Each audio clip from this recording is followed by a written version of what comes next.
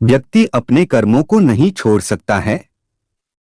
श्री कृष्ण ने बताया है कि कोई भी व्यक्ति अपने कर्म को नहीं छोड़ सकता है।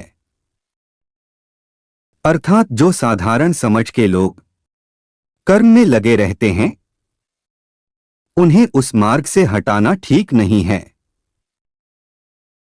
क्योंकि वे ज्ञानवादी नहीं बन सकते। वहीं अगर उनका कर्म भी छूट गया तो वे दोनों तरफ से भटक जाएंगे और प्रकृति व्यक्ति को कर्म करने के लिए बाध्य करती है। जो व्यक्ति कर्म से बचना चाहता है वह ऊपर से तो कर्म छोड़ देता है, लेकिन मन ही मन उसमें डूबा रहता है। अर्थात जिस तरह व्यक्ति का स्वभाव होता है वह उसी के अनुरूप अपने कर्म करता है। मनुष्य को देखने का नजरिया। गीता सार में मनुष्य को देखने के नजरिए पर भी संदेश दिया गया है। इसमें लिखा गया है कि जो ज्ञानी व्यक्ति ज्ञान और कर्म को एक रूप में देखता है उसी का नजरिया सही है, और जो अज्ञानी पुरुष होता है उसे ज्ञान नहीं होने की वजह से वह हर किसी चीज को गलत नजरिए से देखता है। इंसान को अपने मन को काबू में रखना चाहिए। गीता सार में उन लोगों के लिए संदेश दिया गया है जो लोग अपने मन को काबू में नहीं रखते हैं, क्योंकि ऐसे लोगों का मन इधर-उधर भटकता रहता है और उनके लिए वह शत्रु के समान काम करता है। मन व्यक्ति के मस्तिष्क पर भी गहरा प्रभाव डालता है। जब व्यक्ति का मन सही होता है तो उसका मस्तिष्क भी सही तरीके से काम करता है। खुद का आकलन करें। गीता सार में यह भी उपदेश दिया गया है कि मनुष्य को पहले खुद का आकलन करना चाहिए और खुद की क्षमता को जानना चाहिए, क्योंकि मनुष्य को अपने आत्मज्ञान की तलवार से काटकर अपने हृदय से अज्ञान के संदेह को अलग कर देना चाहिए। जब तक मनुष्य खुद के बारे में नहीं जानेगा तब तक उसका उद्धार नहीं हो सकता है।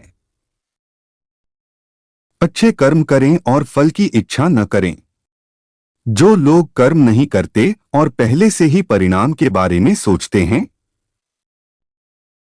ऐसे लोगों के लिए गीता सार का यह उपदेश बड़ी सीख देने वाला है। इसमें श्री कृष्ण ने कहा है कि इंसान को अपने अच्छे कर्म करते रहना चाहिए और यह नहीं सोचना चाहिए कि इसका क्या परिणाम होगा, क्योंकि कर्म का फल हर इंसान को मिलता है।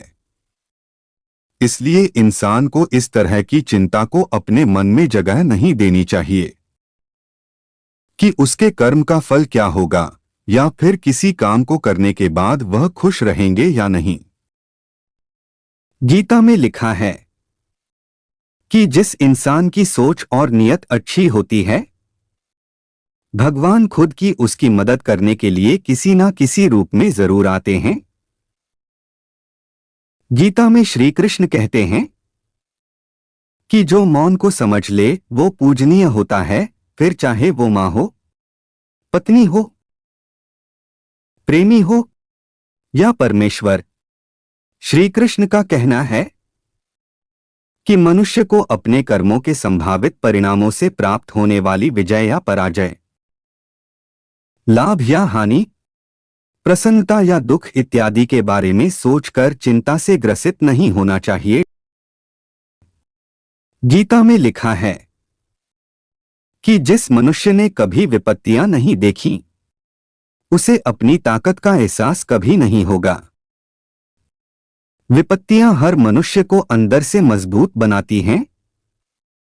प्रशंसा चाहे कितनी भी करो, परंतु अपमान बहुत सोच समझकर करना चाहिए, क्योंकि अपमान वो उधार है जो अवसर मिलने पर हर व्यक्ति ब्याज के साथ चुकाता है। गीता में श्री कृष्ण कहते हैं कि अहंकार ही हर मनुष्य का विनाश करता है। अहंकार में आकर व्यक्ति अक्सर ही गलत कार्य कर बैठता है। जिसके बुरे परिणाम उसे आगे चलकर भुगतने पड़ते हैं। श्रीमद् भगवद गीता के चौथे अध्याय के पहले श्लोक में श्री कृष्ण अर्जुन से कहते हैं कि तुमसे पहले मैंने कर्म योग का ये दिव्य ज्ञान सूर्य को दिया था।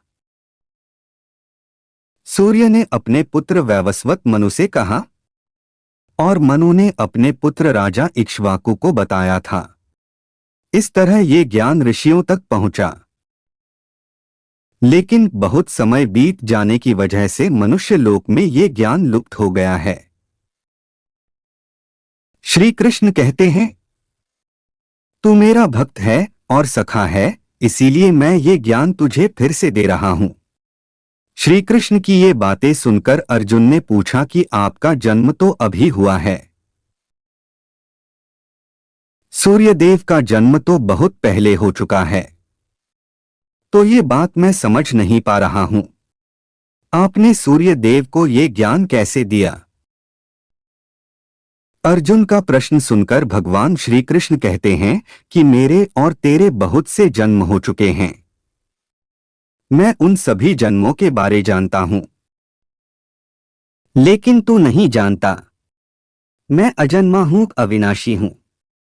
जब जब धरती पर धर्म घटता है और अधर्म बढ़ता है तो मैं अपनी योगमाया से प्रकट होता हूं।